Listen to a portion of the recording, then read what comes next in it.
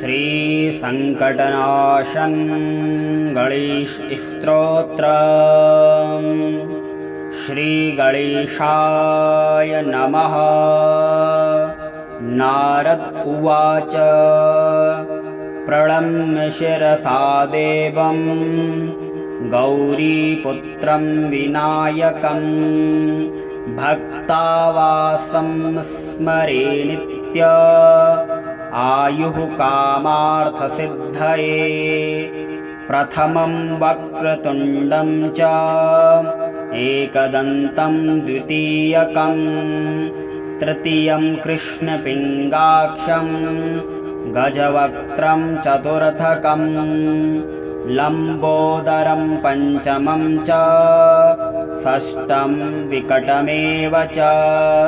सप्तमं विघ्नराजेन्द्रं धूम्रवर्णं तथाष्टमं नवमं भालचन्द्रं च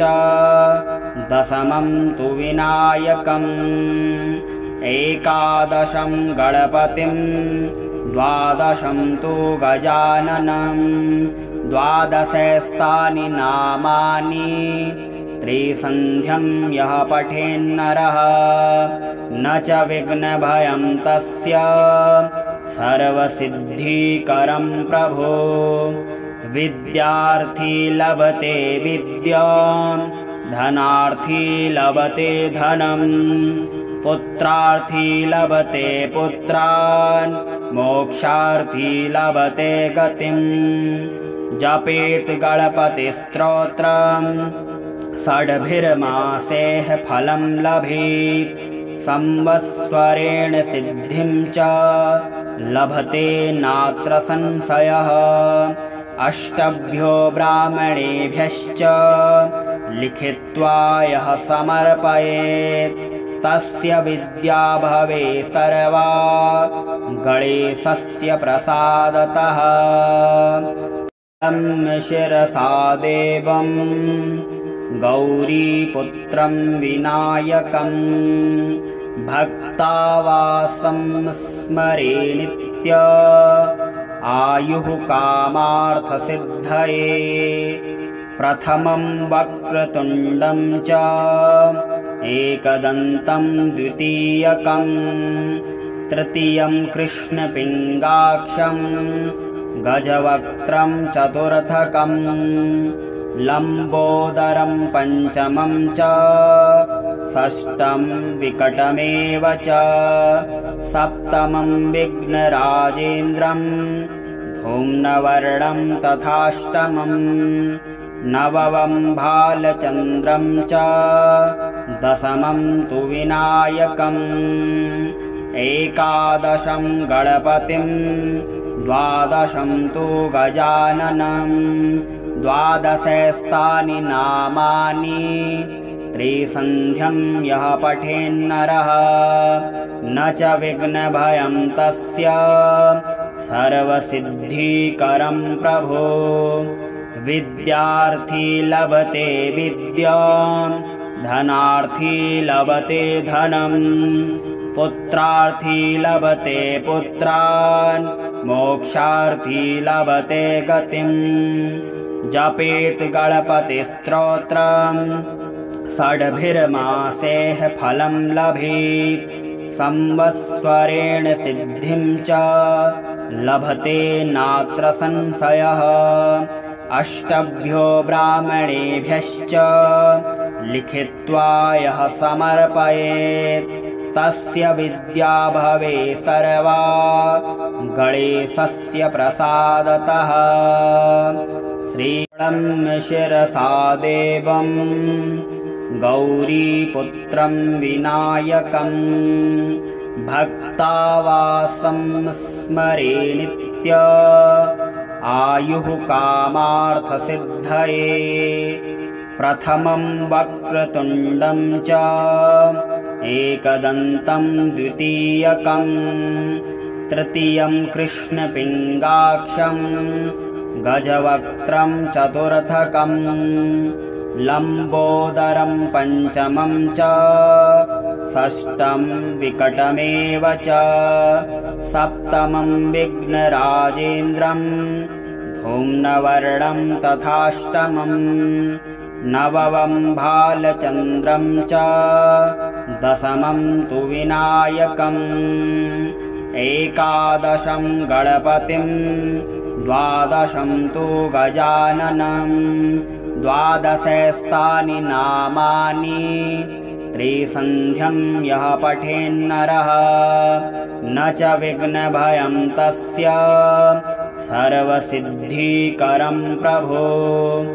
विद्यार्थी लभते विद्यां धनार्थी लभते धनं पुत्रार्थी लभते पुत्रान् मोक्षार्थी लभते गतिम् जपेत् गणपतिस्तोत्रं षड्भिर्मासेः फलं लभेत् संवत्सरेण सिद्धिं च लभते नात्र संशयः अष्टभ्यो ब्राह्मणेभ्यश्च लिखित्वा यः समर्पयेत् तस्य विद्या भवे सर्वा गणेशस्य प्रसादतः श्रीं शिरसा देवं गौरीपुत्रं विनायकं भक्तावासं स्मरे नित्य आयुः कामार्थसिद्धये प्रथमं वक्रतुण्डं च एकदन्तं द्वितीयकं तृतीयं कृष्णपिङ्गाक्षं गजवक्त्रं चतुर्थकं लम्बोदरं पञ्चमं च षष्ठं विकटमेव च सप्तमं विघ्नराजेन्द्रं धूम्नवर्णं तथाष्टमं नवमं भालचन्द्रं च दशमं तु विनायकम् एकादशं गणपतिं द्वादशं तु गजाननं द्वादशैस्तानि नामानि त्रिसन्ध्यं यः पठेन्नरः न च विघ्नभयं तस्य सर्वसिद्धिकरं प्रभो विद्यार्थी लभते विद्यां धनार्थी लभते धनं पुत्रार्थी लभते पुत्रान् मोक्षार्थी लभते गतिम् जपेत् गणपतिस्तोत्रं षड्भिर्मासेः फलं लभेत् संवत्सरेण सिद्धिं च लभते नात्र संशयः अष्टभ्यो ब्राह्मणेभ्यश्च लिखित्वा यः समर्पयेत् तस्य विद्या भवे सर्वा गणेशस्य प्रसादतः श्रीं शिरसा देवं गौरीपुत्रं विनायकं भक्तावासं स्मरे नित्य आयुः कामार्थसिद्धये प्रथमं वक्रतुण्डं च एकदन्तं द्वितीयकं तृतीयं कृष्णपिङ्गाक्षं गजवक्त्रं चतुर्थकं लम्बोदरं पञ्चमं च षष्ठं विकटमेव च सप्तमं विघ्नराजेन्द्रं धूम्नवर्णं तथाष्टमं नवमं भालचन्द्रं च दशमं तु विनायकम् एकादशं गणपतिं द्वादशं तु गजाननं द्वादशैस्तानि नामानि त्रिसन्ध्यं यः पठेन्नरः न च विघ्नभयं तस्य सर्वसिद्धिकरं प्रभो विद्यार्थी लभते विद्यां धनार्थी लभते धनं पुत्रार्थी लभते पुत्रान् मोक्षार्थी लभते गतिम् जपेत् गणपतिस्तोत्रं षड्भिर्मासेः फलं लभेत् संवत्सरेण सिद्धिं च लभते नात्र संशयः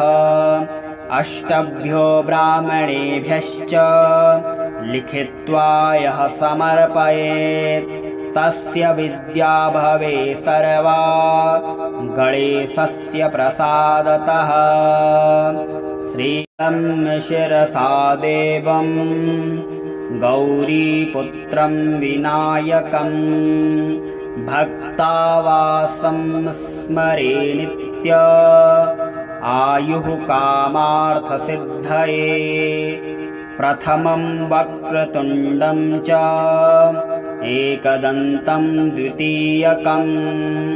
तृतीयं कृष्णपिङ्गाक्षं गजवक्त्रं चतुर्थकं लम्बोदरं पञ्चमं च षष्ठं विकटमेव च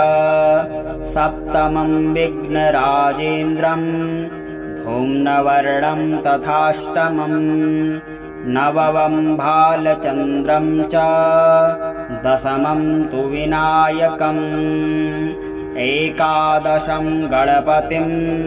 द्वादशं तु गजाननं द्वादशस्थानि नामानि त्रिसन्ध्यं यः पठेन्नरः न च विघ्नभयं तस्य सर्वसिद्धिकरं प्रभो विद्यार्थी लभते विद्यां धनार्थी लभते धनं पुत्रार्थी लभते पुत्रान् मोक्षार्थी लभते गतिं जपेत् गणपतिस्तोत्रं षड्भिर्मासेः फलं लभेत् संवत्सरेण सिद्धिं च लभते नात्र संशयः अष्टभ्यो ब्राह्मणेभ्यश्च लिखित्वा यः समर्पयेत् तस्य विद्या भवे सर्वा गणेशस्य प्रसादतः श्रीलं शिरसा देवं गौरीपुत्रं विनायकं भक्तावासं स्मरे नित्य आयुः कामार्थसिद्धये प्रथमं वक्रतुण्डं च एकदन्तं द्वितीयकं तृतीयं कृष्णपिङ्गाक्षं गजवक्त्रं चतुर्थकं लम्बोदरं पञ्चमं च षष्ठं विकटमेव च सप्तमं विघ्नराजेन्द्रं धूम्रवर्णं तथाष्टमं नवमं भालचन्द्रं च दशमं तु विनायकम् एकादशं गणपतिं द्वादशं तु गजाननं द्वादशस्थानि नामानि त्रिसन्ध्यं यः पठेन्नरः न च विघ्नभयं तस्य सर्वसिद्धिकरं प्रभो विद्यार्थी लभते विद्यां धनार्थी लभते धनं पुत्रार्थी लभते पुत्रान् मोक्षार्थी लभते गतिं जपेत् गणपतिस्तोत्रं षड्भिर्मासेः फलं लभेत् संवत्सरेण सिद्धिं च लभते नात्र संशयः अष्टभ्यो ब्राह्मणेभ्यश्च लिखित्वा यः समर्पयेत् तस्य विद्या भवे सर्वा गणेशस्य प्रसादतः श्रीलं शिरसा देवं गौरीपुत्रं विनायकं भक्तावासं स्मरे नित्य आयुः कामार्थसिद्धये प्रथमं वक्रतुण्डं च एकदन्तं द्वितीयकं तृतीयं कृष्णपिङ्गाक्षं गजवक्त्रं चतुर्थकम् लम्बोदरं पञ्चमं च षष्ठं विकटमेव च सप्तमं विघ्नराजेन्द्रं धूम्रवर्णं तथाष्टमं नवमं भालचन्द्रं च दशमं तु विनायकम् एकादशं गणपतिं द्वादशं तु गजाननं द्वादशस्तानि नामानि त्रिसन्ध्यं यः पठेन्नरः न च विघ्नभयं तस्य सर्वसिद्धिकरं प्रभो विद्यार्थी लभते विद्यां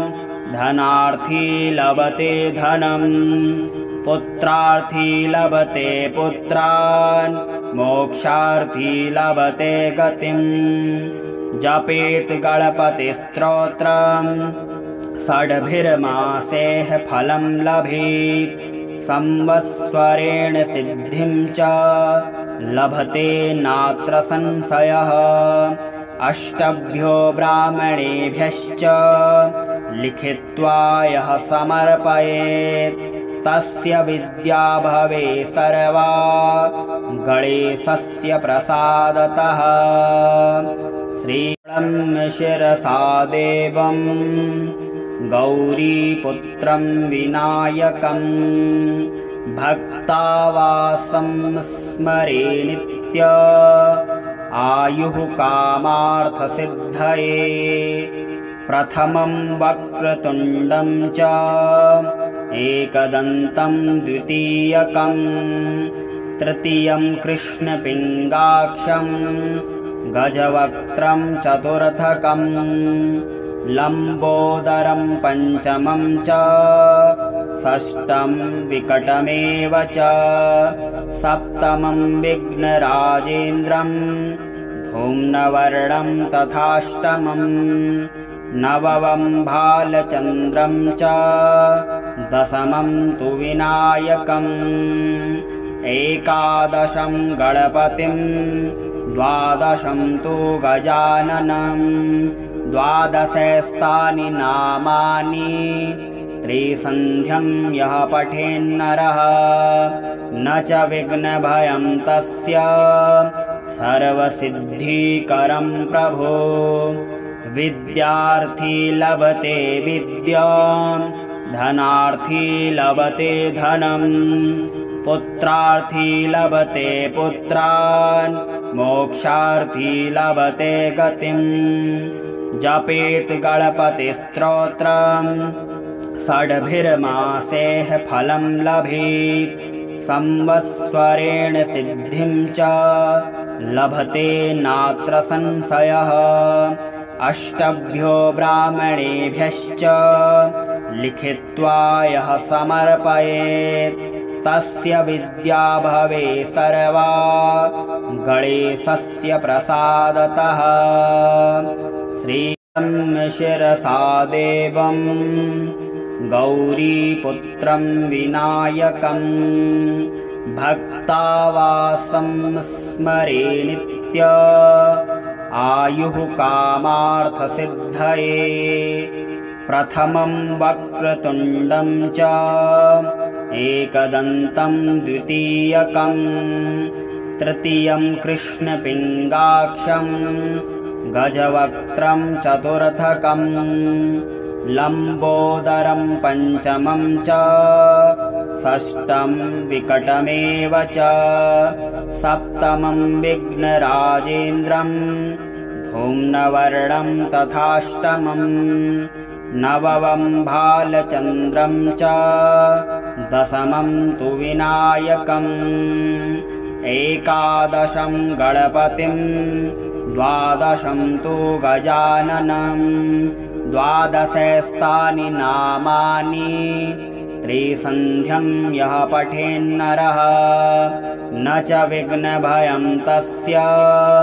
सर्वसिद्धिकरं प्रभो विद्यार्थी लभते विद्यां धनार्थी लभते धनं पुत्रार्थी लभते पुत्रान् मोक्षार्थी लभते गतिम् जपेत् गणपतिस्तोत्रम् षड्भिर्मासेः फलं लभेत् संवत्सरेण सिद्धिं च लभते नात्र संशयः अष्टभ्यो ब्राह्मणेभ्यश्च लिखित्वा यः समर्पयेत् तस्य विद्या भवे सर्वा गणेशस्य प्रसादतः श्रीलं शिरसा देवं गौरीपुत्रं विनायकं भक्तावासं स्मरे नित्य आयुः कामार्थसिद्धये प्रथमं वक्रतुण्डं च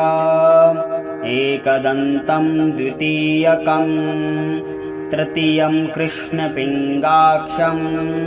गजवक्त्रं चतुर्थकं लम्बोदरं पञ्चमं च षष्ठं विकटमेव च सप्तमं विघ्नराजेन्द्रं धूम्रवर्णं तथाष्टमं नवमं भालचन्द्रं च दशमं तु विनायकम् एकादशं गणपतिं द्वादशं तु गजाननं द्वादशस्तानि नामानि त्रिसन्ध्यं यः पठेन्नरः न च विघ्नभयं तस्य सर्वसिद्धिकरं प्रभो विद्यार्थी लभते विद्यां धनार्थी लभते धनं पुत्रार्थी लभते पुत्रान् मोक्षार्थी लभते गतिम् जपेत् गणपतिस्तोत्रम् षड्भिर्मासेः फलं लभेत् संवत्सरेण सिद्धिं च लभते नात्र संशयः अष्टभ्यो ब्राह्मणेभ्यश्च लिखित्वा यः समर्पयेत् तस्य विद्या भवे सर्वा गणेशस्य प्रसादतः श्री